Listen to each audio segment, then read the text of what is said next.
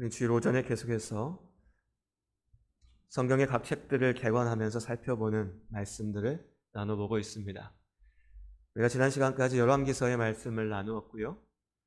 순서대로 하면 역대기 말씀, 그리고 나서 또 시가서의 말씀을 나누고 선지서의 말씀으로 이어져야 되지만 그렇게 순서대로 가는 것이 아니라 시간의 흐름대로 따라가려고 합니다. 그러니까 열왕기의 왕들의 시대 때 그 왕들을 하나님 앞으로, 이스라엘 백성을 하나님 앞으로 인도하시기 위하여서 하나님께서 사용하셨던 선지자들, 그 선지자들의 모습을 왕의 시대에 맞추어서 함께 살펴보려고 합니다. 그래서 오늘 요나서의 말씀을 통해서 요나 선지자를 하나님께서 부르시고 세우시고 사용하신 모습들을 함께 보려고 하는데요. 오늘 오전의 말씀에는 요나서 2장의 말씀을 함께 나누려고 하고요. 요나서의 말씀을 1시간으로 다 정리하려고 하니까 아쉬움이 있어서요. 오늘 주일 저녁에는, 원래는 우리 주일 저녁에 요한복음 말씀을 지난주부터 강의하고 있는데 이번 주는 요나서의 말씀으로 오늘 주일 하루를 다 보내려고 합니다. 그렇게 기억하시고 오늘 예배가 끝나고 주일 오후에 또 저녁 예배 오시기 전에 시간 있으시면 요나서의 말씀을 길지 않으니까요. 요나서 4장까지 있는데 책으로 치자면 한 2-3페이지 정도밖에 되지 않습니다. 요나서의 말씀을 한번 읽어보시고 묵상하시고 함께 말씀을 나눴으면 좋겠습니다. 지난주에 여러 언론 매체들 가운데 떴던 기사의 제목이요, 현대판 요나라고 하는 기사가 있었습니다. 보신 분들 계실지 모르겠어요. 저기 멀리 남아프리카 공화국에서 한 다이버가, 그러니까 바닷속에 들어가서 다이빙 하는 사람이요, 하는 사람이 바닷속에서 이렇게 장비를 차고 헤엄을 치다가 고래가, 한 16m 정도 되는 고래가, 그 물고기들을, 고래는 먹는다고 표현하기보다는 마시는 거잖아요. 물과 함께 이렇게 빨아들여서 먹는데 빨려 들어간 겁니다. 그래서 말 그대로 고래한테 사람이 먹혔다고 합니다. 들어갔어요. 이러고 그냥 끝났으면 제가 말씀 안 드렸겠죠. 잔인한 얘기인데.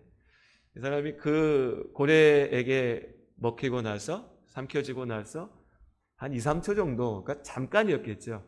수초의 시간이 지난 다음에 고래가 먹이를 먹고 나면 이제 먹을 것만 딱 남기고 물은 뱉어내니까 물을 뿜어낼 때 이 사람이 고래에서 나왔다고 해요. 그리고 살아난 겁니다. 그러니까 기사 제목이 현대판 요나라고 붙을 만도 하죠. 어떻게 보면 그저 해프닝으로 끝날 수 있는 소식이었지만 이 요나라는 이름과 함께 지구 반대편에 있는 우리에게까지 이 이야기가 전해졌습니다. 요나 하면 우리가 다 아는 것이 물고기 뱃속에서 살아나온 사람으로, 글쎄요, 어릴 적에 주일학교 다녀본 분들이라면 아마 다들 기억하실 겁니다. 그래서 요나 하면 머리에 떠오르는 게 물고기, 이렇게밖에 없는 경우가 많지요. 하지만 사실 성경의 말씀은 요나가 물고기에게 먹힌 그 사실, 거기에는 큰 관심을 두지 않습니다. 오늘 우리가 나눌 요나서 2장의 말씀의 시작과 끝은 요나가 물고기에게 삼켜졌다라고 하는 것으로 시작되고 요나가 그 물고기에게서 나오게 되었다라고 하는 것으로 끝나게 됩니다. 하지만 성경의 말씀이 우리에게 전하고자 하는 것은 이 물고기가 중요한 게 아니라 그 물고기의 뱃속에서 그 죽음의 순간 가운데 보냈던 시간 동안 요나에게서 일어난 일들이었습니다. 오늘 우리 말씀 가운데 그 일들을, 그 사건을, 요나에게 어떤 일이 일어나는지를 함께 다시 한번 살펴보고 기억하기 원합니다. 하나님께서 요나를 부르셨습니다. 그를 통해서 이루고자 하시는 하나님의 일이 있었죠. 하지만 요나는 그 일이 싫었습니다.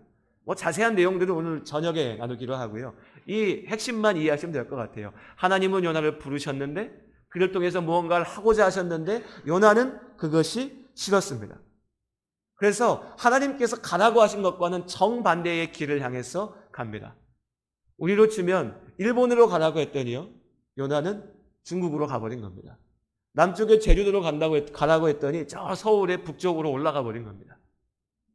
그렇게 요나가 하나님께서 가라고 하신 길과는 정반대의 길로 가려고 바닷가 욥바라고 하는 곳으로 갔더니요, 웬걸요? 거기에 내가 가려고 했던, 내가 하나님께서 가시라고 하는 방향과는 정반대로 가려고 했던 다시스라고 하는 곳에 가는 배가 딱 하니 대기하고 있는 겁니다. 요나가 기분이 얼마나 좋았을까요? 야, 이거 하나님께서 하라고 하는 길 말고 그 마음에 안 들었는데 싫었는데 내가 생각해서 내가 가고 싶은 길로 가려고 했더니 딱 시간 맞춰서 배도 대기하고 있고 그 배를 딱 타고 이제 나는 가니까 야, 잘 됐다. 나는 이제 내 뜻대로 가면 되겠구나. 요나는 야, 내 인생 내가 살면 되지. 내 마음대로 가면 되지. 스스로 만족하고 그냥 거기서 기뻐하고 있었을지도 모르겠습니다. 하지만 이제부터 시작되는 하나님께 등 돌리고 나아가는 요나의 삶의 그 길은요, 결국에는 스스로를 죽음으로 인도하는 죽음의 길이었습니다. 이어지는 말씀에 보면 그 배는 곧 이어서 바다에서 폭풍우를 만납니다. 폭풍우가 몰아치고 배가 부서지게 되는 위험한 순간이었습니다. 배에 타고 있는 모든 사람들이 두려워 떨면서 이게 무슨 일이냐고 각자가 자기가 믿는 신 앞에 가서 기도하면서 외치면서 살려달라고 빌고 있었습니다. 그런데 그때 요나는 무엇을 하고 있었냐면 배의 가장 깊숙한 밑바닥에 앉아서요, 성경의 말씀에는 아주 우아하게 누워서 깊이 잠이 든지라 라고 표현되어 있는데 제가 그냥 쓰는 말로는요, 퍼질러서 자고 있었습니다. 밑바닥에 퍼질러 누워서 세상 모르고 그냥 자고 있었어요. 이것이 하나님께 등 돌리고 자기의 길을 쫓아가는 자의 삶입니다. 여러분, 하나님께 등 돌리고 아버지의 말씀 앞에 귀를 막고 내가 보는 길만 쫓아가서 가는 삶이 설령 술술 잘 풀린다고 해도 내가 내 뜻대로 갔더니 잘 되네. 하나님 말씀대로 가려고 했더니 어렵고 문제가 생기고 도전이 있었는데 내 맘대로 하려고 했더니 모든 일이 술술 잘 풀리네. 그 일이 잘 된다고 해서 그 길의 끝이 축복의 길이 아님을 꼭 기억하시기를 주님의 이름으로 권면드립니다. 지금 당장에 내 뜻대로 일이 이루어진다고 해서 그 길이 하나님께서 인도하시는 나를 위하여서 준비하신 길이 아닐 수 있다는 겁니다. 요나는 자기가 계획했던 대로 도망칠 수 있어서 만족했지만, 그래서 배 밑바닥에 누워가지고 잠들어 있었지만 그 길은 죽는 길이었고 그로 인해서 모든 자들이 두려워 떨어야 되는 길이었습니다. 정작 자신은 몰랐죠. 배 밖에서는 폭풍우가 몰아치고 죽게 생겼는데 그 배 밑바닥에 누워서 자고 있는 요나는 알지 못했습니다. 아버지의 말씀 앞에 등 돌리고 하나님을 떠나 사는 사람들의 삶이 그렇습니다. 영적으로 잠들어 있는 것이고 죽어 있는 것이지요. 진짜 나에게 무슨 일이 닥쳐올지, 지금 내가 어떤 길을 걸어가고 있는지 알지 못합니다. 그냥 편안하게 누워서 자고 있습니다. 이 정도 살면 됐지라고 만족합니다. 아무 문제 없지, 괜찮지, 내 뜻대로 했는데 당장에 선실의 문을 열고 나가보면 볼 수 있는 그 위험이 나에게 보이지 않는 겁니다. 이미 배는 기울어가고 있는데 나는 그것을 느끼지 못하고 그저 내가 하나님 없이도 잘 살 수 있다는 그 마음 속에 머물러 있는 겁니다. 요나가 오늘 그런 겁니다. 자신의 문제를 제대로 알지 못한 거죠. 선장이 내려가서 요나를 깨웁니다. 이 난리가 났는데 당신 지금 뭐 하고 있냐고. 당신이 죽게 생겼는데 지금 그렇게 편안하게 누워있을 수 있냐고. 당신의 삶이 제대로 가고 있는 것이 아니라 지금 문제 가운데 던져졌다라고 그때서야 알게 됩니다. 그렇게 나와서 모든 사람들이 살려달라고 어떻게 해야 되냐고 빌고 외치고 다투다가 제비를 뽑아서 도대체 누구 때문에 이 문제가 생겼는지 알아보자라고 했더니 요나가 뽑힙니다. 사람들이 묻지요. 도대체 무슨 일이 있었길래 이런 사단이 벌어졌냐? 요나가 얘기합니다. 나 때문이다. 내가 하나님 말씀 안 듣고 내가 가고 싶은 길로 갔기 때문이다. 그런데 이렇게 얘기하는 요나의 마음이요, 이 말이요, 두려움과 무서움과 떨림 가운데 나온 말이 아닙니다. 당당합니다. 야, 나 내 마음대로 살려고 했어. 그래서 이런 위험이 닥쳤나 봐. 그리고 나서 뭐라 얘기하죠? 나를 바다로 던지라. 그러면 될 거다. 날 죽이라는 겁니다.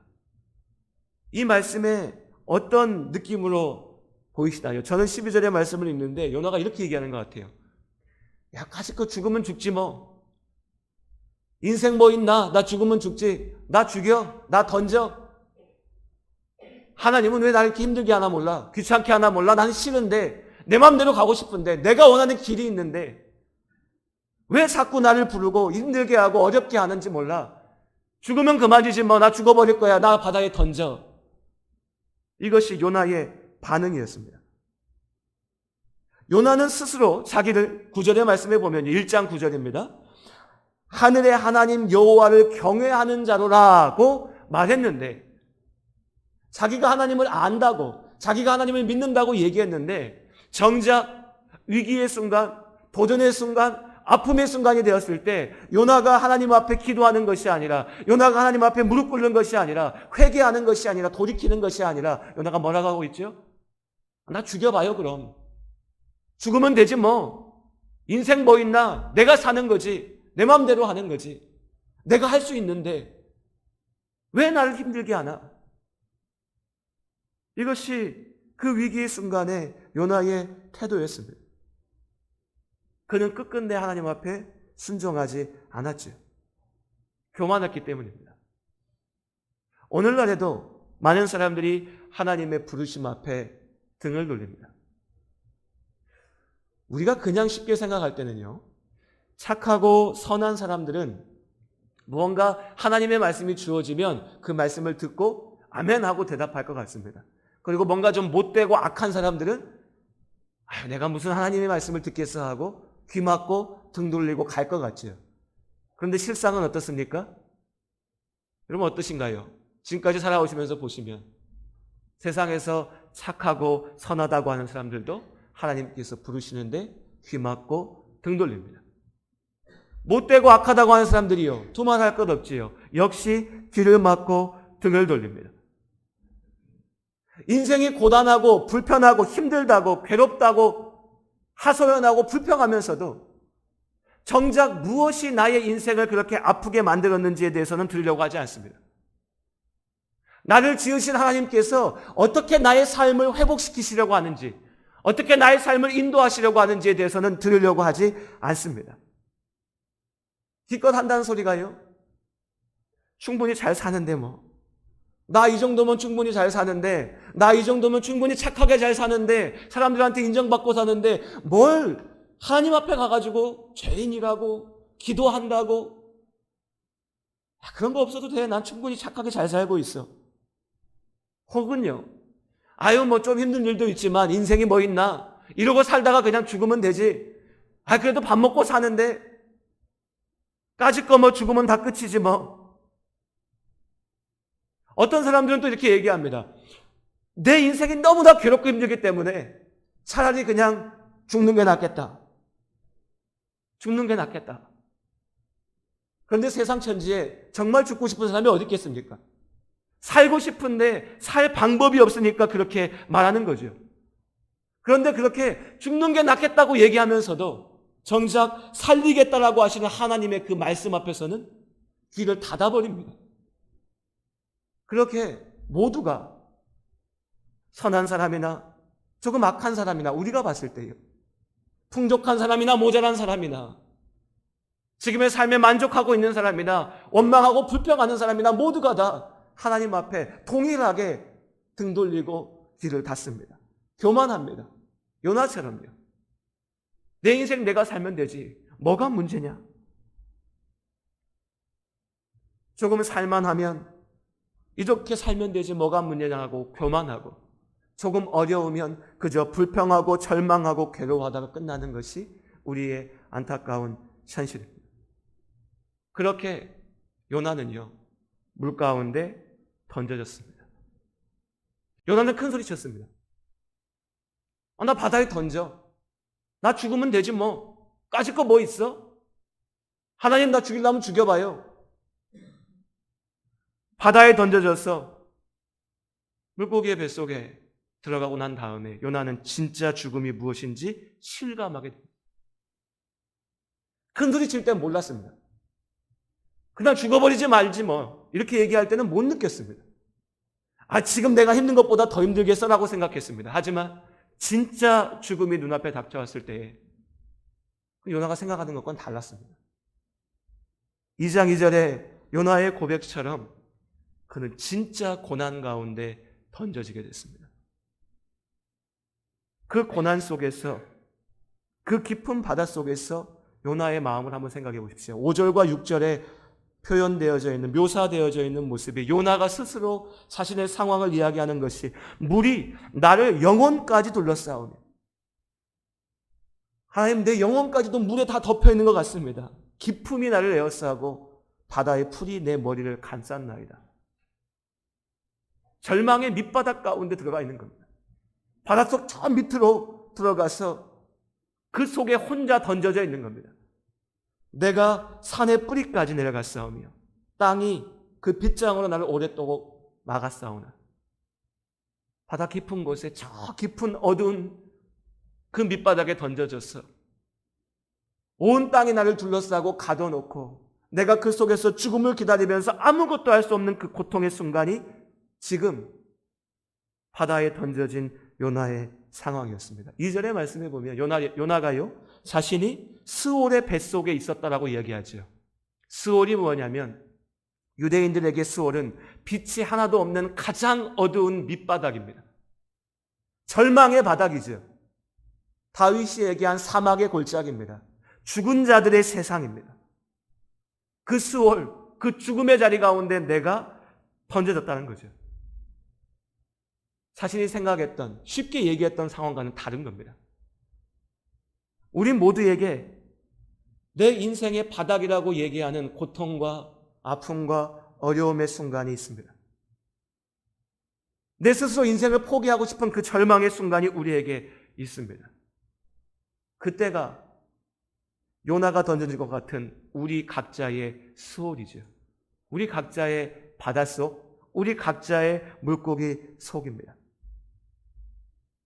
그 진짜 고통 속에 던져지고 나서야, 그때야 요나가 주님께 부르짖습니다. 우리 2장 2절의 말씀, 내가 스올의 뱃속에서 부르짖었더니 주께서 내 음성을 들으셨나이다. 요나는 하나님께 등 돌리고 도망쳤습니다. 하나님을 알았지요. 안다고 얘기했습니다. 안다고 생각했습니다. 하지만 정작 하나님을 제대로 알지 못했지요. 그래서 하나님의 부르심을 듣고도 그 부르심 앞에 귀를 닫고 등을 돌리고 도망쳤습니다. 한번 해보실 테면 해보라고 외쳤습니다. 죽기밖에 더 하겠냐고 얘기했습니다. 사는 게 다 그런 거라고 말했고, 내 인생 내가 살겠다고 얘기했습니다.